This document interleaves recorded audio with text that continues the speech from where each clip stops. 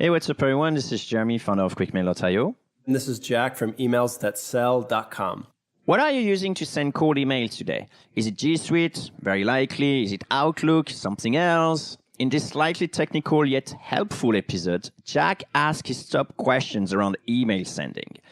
We'll talk about the best tool to send cold email. Is there an alternative to Google G Suite? And if so, is it worth switching? What impact on deliverability? Why are people doing it?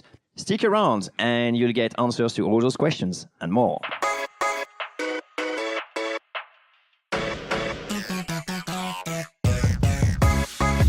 Jeremy, I have some questions about what I should use to send an email.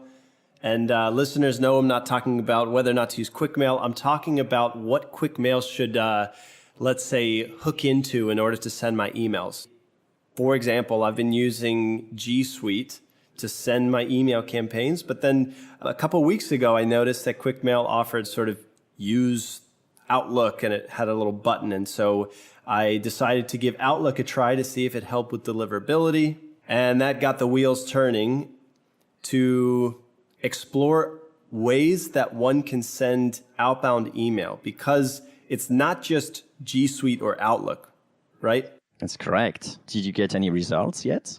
It's still too early to have any meaningful, yes, I'm a big fan of this or that, but the question remains, which is the best way? And before we get into any stats that you may or may not have been able to dig up from QuickMail, I just want to first talk about what we're exploring here. What is this called if I'm using SendGrid or Mailgun or G Suite? Would that be an SMTP, or what is this? Yes, so SMTP is just a way of sending emails. It's a protocol between two servers that describe how to send an email, basically. You do have multiple ESP, email service provider. That's what you were referring to with G Suite. G Suite is just a tool, actually. It's a suite of tools, Gmail being one of them. And obviously, you got the free Gmail, and then you got the paid Gmail. The paid Gmail is accessible via G Suite. And then you have Outlook. It's the same kind of deal.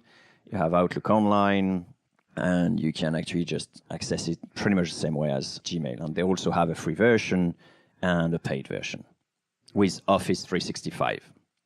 So when we differentiate between free and paid, we're pretty much just talking about my name at gmail.com or my name at company.com. Same for Outlook and G Suite as well?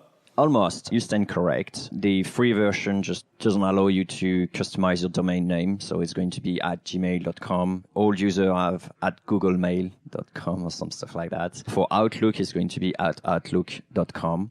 For the professional version of G Suite, you have to give a domain. And if you use Outlook and Office 365, you can give your own domain. And if you don't, then you have a subdomain that you can choose, .onmicrosoft.com. So let's just assume that all of us here are using the paid accounts for whatever email service provider. And that's smart, because usually you wouldn't use a free account in order to do cold email. Or if you do, then you're obviously doing something fishy, and you're going to be flagged very quickly. So what else do we have besides Outlook and G Suite? So you have a whole host of things. The thing with G Suite and Outlook is they provide other services that a lot of business are using. But you do have plenty of other ESP, so email service provider, that provide you an inbox as well as a way of sending and a way of receiving. So you have things like Fastmail. You also have Amazon Workmail.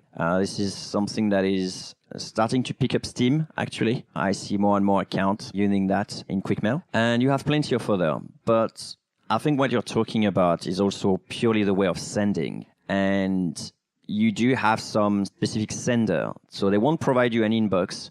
They won't provide you a way of receiving email. But they will help send you your email under the name of your domain. I can say a couple of them if you want. So we got SendGrid, Mandrill, Mailgun. Those are sort of like famous ones. Okay, so if I'm using SendGrid, it sounds like I'll have to have my own inbox elsewhere. Yeah, that's right? Exactly right. So could I use G Suite and SendGrid as an example? Absolutely. A lot of people are actually doing that. The problem with G Suite, they are sometimes very, very picky. What do you mean? Because I think I'm already with you there. G Suite does have some higher standards or just some limitations. Is that the right term, you think? There's a few things here, but what I think is G Suite is more skeptical of new domain and new inboxes. So it will flag you much faster if you do something wrong at the beginning. If you go ahead, buy a new domain, start your G Suite, and then start blasting a lot of emails, as soon as you get like one complaint, boom, you're going to be flagged straight away, and then you're going to be blocked, and it is a pain in a lot of part of your body. And so this is probably what happens if someone's ever seen you've reached a sending limit for Gmail. Yeah, totally. There are plenty of different signs. They vary. Consider it as a black box. It happens sometimes with people who are careless with what they're doing. They got blocked very quickly, and they got blocked with different ways. Either they receive an email from nobody@gmail.com when they go over the limit, for example, but Gmail actually changed the limit live. So even though you may be allowed to send 500, they may change your limit to 50 if you get like spam complaint or stuff like that without you knowing it. And the worst thing of all actually is their support is actually atrocious. I can see the same sort of symptoms that happens, but somehow the support will just give any kind of random explanation. And because they're talking to non-techie people most of the time, then swallow it. And that's not true, most of the time. My experience is if I'm calling about support with a question about sending limits, typically they say, give it 24 to 48 hours. Have a good day. I mean, that sounds about right. They leave you hanging. So this is actually one of the reasons why I'm very much curious about options out there, not only for better deliverability, but maybe for better support as well. So we've talked about a couple things. One, there are more than one option when it comes to who's going to send your mail. We mentioned a few of them. Now let's sort of talk about what you think would be a ideal setup for someone, let's say, who's just signed up with QuickMail and they say, hey, I want to, right out of the gates, do a very good job with deliverability. Do you have any advice for that person? Yes, I do, but it will depend highly on where their business is at. Are they like new to cold email? Did they just start? Do they have a legitimate offer that they know is working? How well they targeted their audience? All those factors are super important because it will determine how well they're going to do cold email and therefore how likely they're going to be flagged or considered as spam. Let's assume that our listener is in a few different places here. Can we talk about maybe two scenarios, one for the beginner and then one for someone who's more advanced, ready to optimize things? Okay, sure. So which one do you want to start? Let's start with beginner. Say I'm reading good things about outbound. I think it could work for my market. My business is sort of just starting. Where do I go when it comes to email service providers? I'll have another question. Like, do you have a product that is working, people want already, or you're trying to discover? This is an interesting question. I'd love to hear your advice for both camps. Let's say, Jeremy, it's brand new. I've got a hunch that there's a market that needs a particular tool. That's it, starting from 0 customers. Okay, then in this case, that's going to be a bit gray area in that sense. But I wouldn't mind actually you testing with a free Gmail tool, for example, especially if this is to send to just 100 people kind of thing.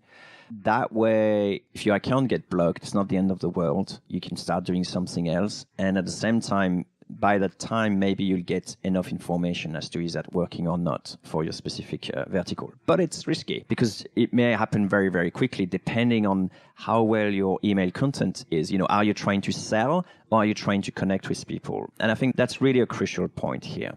So if I'm brand new and I'm basically trying to find a product market fit, for example, and I want to validate that cold email works for my company, you might suggest starting with a free Gmail account. Maybe I create a unique Gmail account just in the beginning, send out 100 emails or so, a couple follow-ups, see if it works, and then if so, I can take the next step. Yes, that's exactly what I'm saying.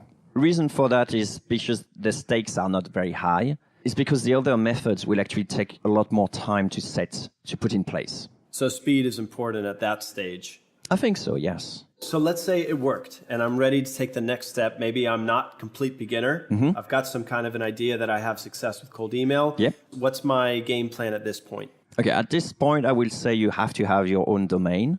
And now we are not talking about free Gmail anymore, free Outlook anymore. We are really talking about like having your own domain, but it should be an own domain dedicated to cold email. So try to find the name of your product, just do a .co instead or .net instead, and then go ahead and then do cold email from that front. Once I buy my new domain, should I use G Suite at this stage, do you think? You can. I don't think so. Here we are coming to talk about registrar. Registrar is only the person who you're going to register with to get your domain set up. Okay. After that, you can use G Suite, you can use Outlook, you can use Fastmail. It doesn't really matter, right? Or you could use Amazon Workmail. That's fine. It's just like you need to get a domain. But the next step as well would be to warm it up. By warming up, what I mean is, start sending a few emails to people you know already, people who won't flag you as spam. Just get the volume a bit up on your domain. Don't start straight away cold emailing, because imagine if you're sending like 10 emails and one flag you as spam, you already got like a 10% spam complaint on your account. But if you sent like already 100 emails and then you get one spam complaint, then it's only a 1%. Now, at this stage, it sounds like it's not that big of a deal if I'm going with Outlook, G Suite, or SendGrid, just at this stage here. Yes, it's always like you got the first step. I'm very prone on you try the easiest, simplest route, and if there is a problem, then you move on to the sort of like escalation thing. If Gmail, G Suite in your case, happen to be causing problems, then I will simply just try a different sender. You have to be slightly careful because some senders are not necessarily actually not happy that you're doing cold email. Like I know SendGrid, for example, has terms and conditions against doing cold email. But at the end of the day, if you're an entrepreneur, you just take the risk that you need to take and then figure it out. I would probably recommend you go for Amazon at the moment or Outlook at the moment, just because they are less regarding or less annoying when it comes to, or they're more indulgent, simply enough. If I'm listening and I say, okay, Outlook or Amazon, what is it, work email? Workmail. Workmail.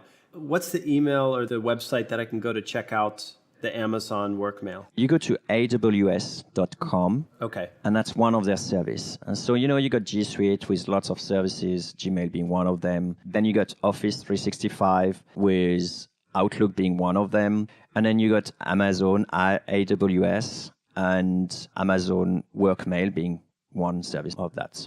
Cool. And that'll give me an inbox that I can check email with as well. Yes. In this case, you'll get both the sending as well as the receiving and the inbox for storing.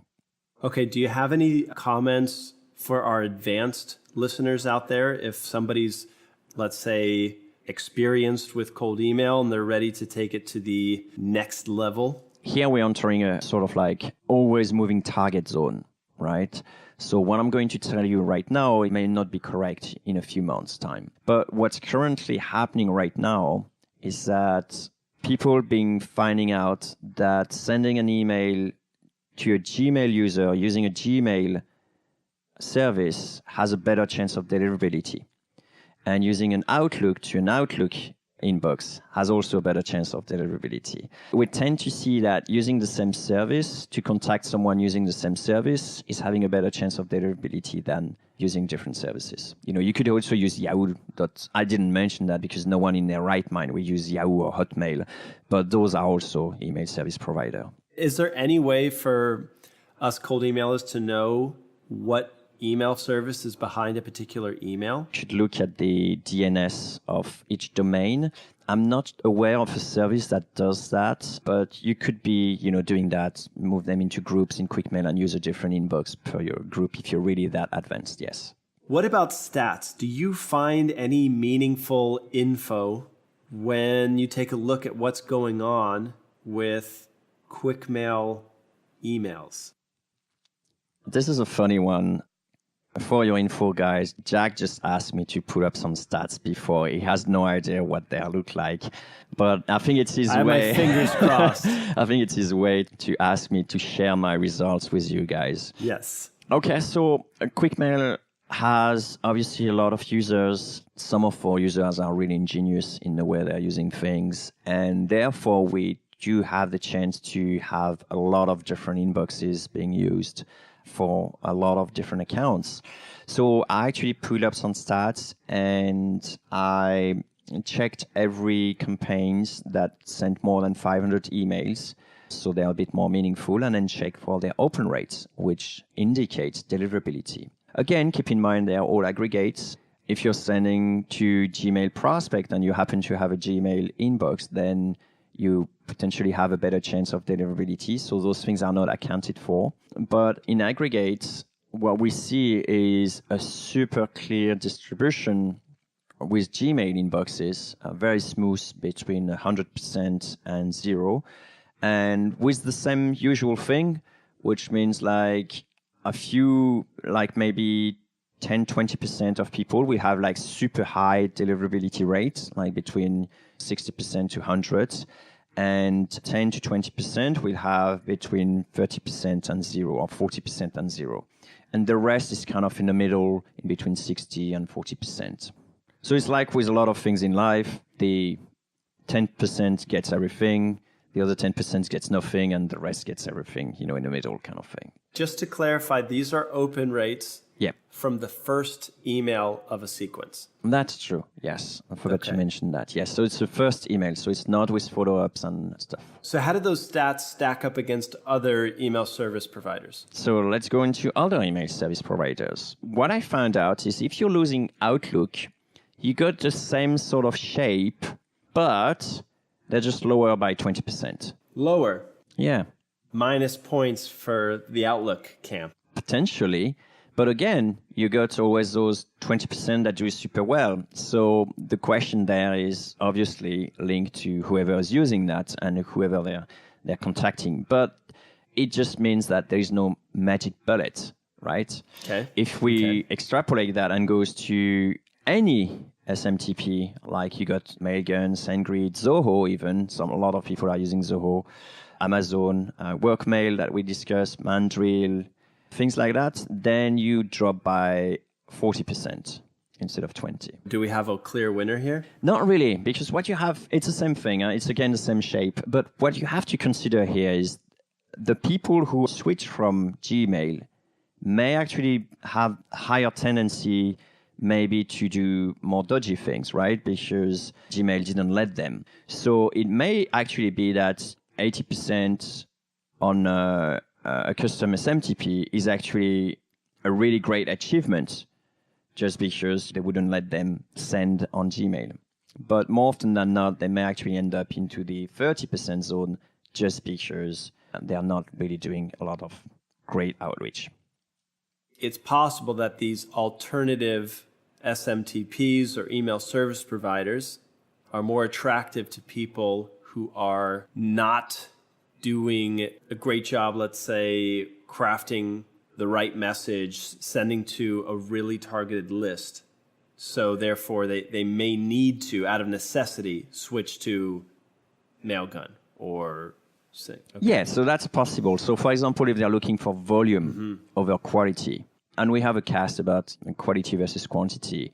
So that's one of the problems that you reach when you're going high volume. You're going to have to switch because Gmail platform or Outlook platform won't let you do those things. The other thing is, remember what I said at the beginning, like, if you're having an Outlook inbox and you're sending to an Outlook prospect, you have more chance of deliverability. By definition, if you're using, Mandrill, SendGrid, Mailgun, Amazon Workmail, you would have slightly less chance to actually reach your deliverability because of that. You're using a foreign system, and assuming a lot of people are using Gmail to receive their email, then obviously you got these potential problems. There's a lot of theories here. Difficult to pinpoint on this is exactly the problem. And we talked about stats, right? I could go ahead and do a great PDF and tell the world that you have to use G Suite and so on, but that will be only one side of the story, and that may actually not be the correct one.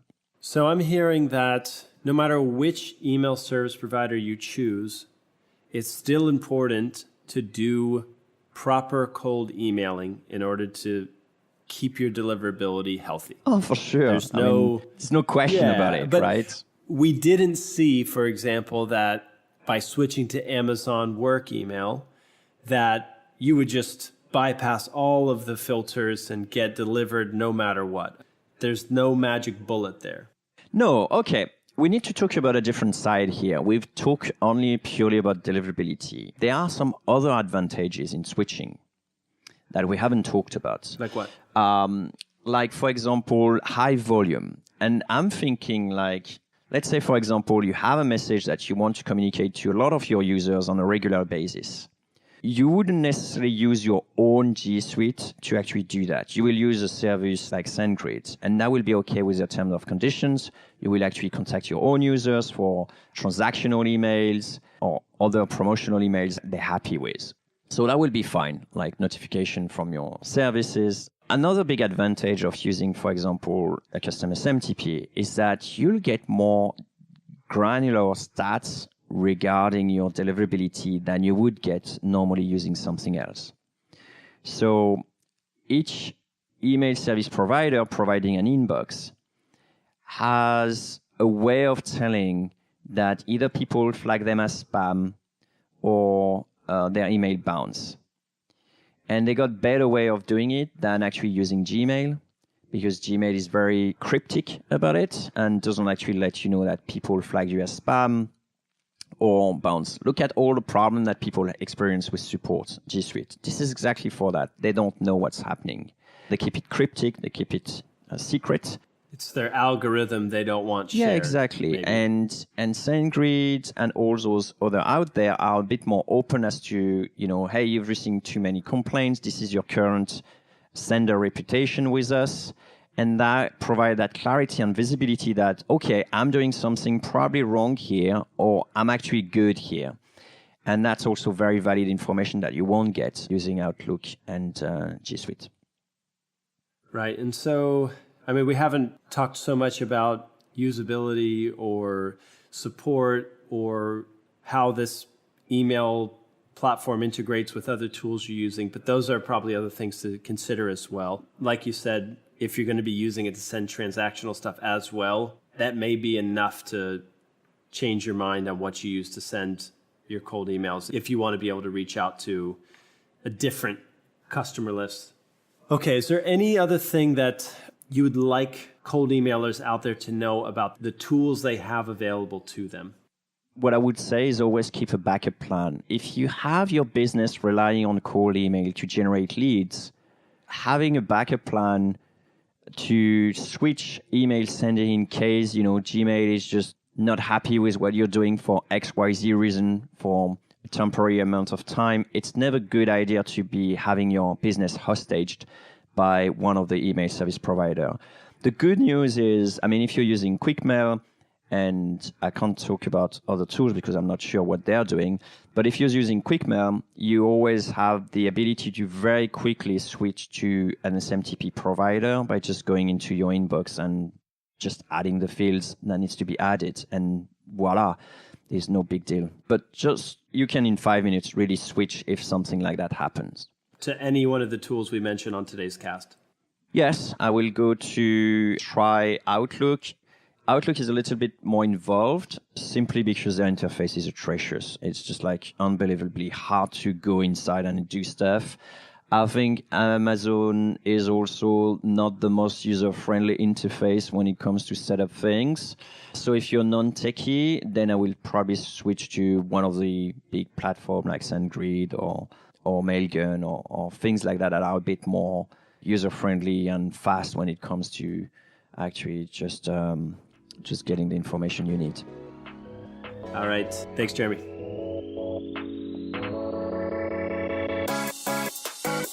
So here's my 3 takeaways from today's conversation on email service providers.